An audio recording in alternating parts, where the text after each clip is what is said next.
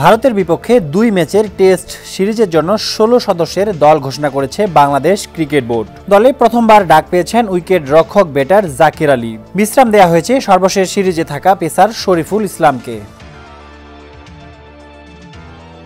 ভারত সিরিজের জন্য ঘোষিত বাংলাদেশ দলে আছেন ৪ পেসার। এছাড়া অলরাউন্ডার সাকিব আল হাসান ও মেহেদী মিরাজ সহ ৪ স্পিনার নেওয়া হয়েছে দলে।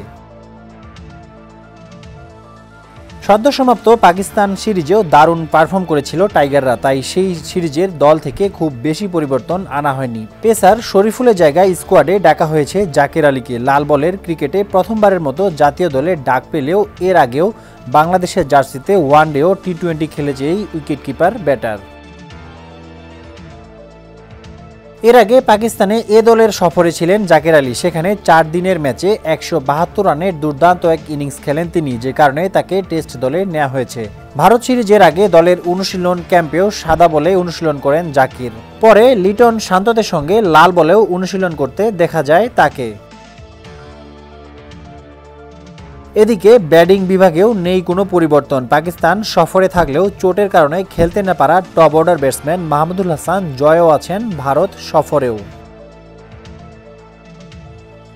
চেন্নাইয়ে ভারতের বিপক্ষে সিরিজের প্রথম টেস্ট শুরু আগামী বৃহস্পতিবার, পরেরটি কানপুরে ২৭ সেপ্টেম্বর থেকে।